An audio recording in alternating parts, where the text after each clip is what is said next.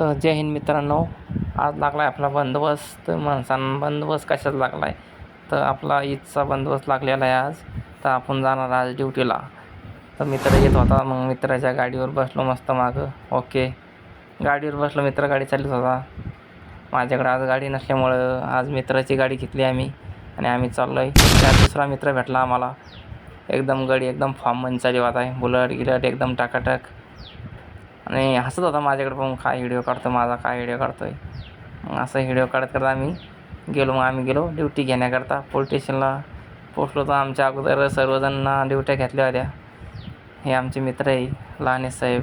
मग आम्ही बंदोबस्त घेण्याकरता वरती गेलो. तिथून बंदोबस्त घेतल्यानंतर आम्ही मग आपल्या पोलीस स्टेशनला आलो. हे आमचं पोलीस स्टेशन आहे मित्रांनो.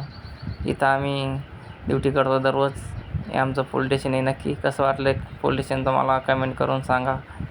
आम्ही मग बसलो एकदम निवांत. मग काय काही नाही, आता बंदोबस्त कुठं लागतो आहे, काय लागतो, असं करत मग आमचा टाईम झाला. आमचे मित्र पण तिकडे बसले होते. मित्र माझ्याकडे पाहत होते, हसत होते काही. मग आम्हाला जायचं होतं ब्रीफिंगला.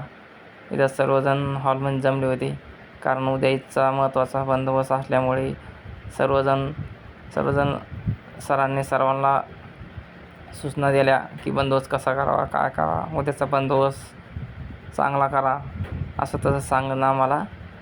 तर तुम्हाला आपला ब्लॉग कसा वाटला कमेंट करून नक्की सांगा.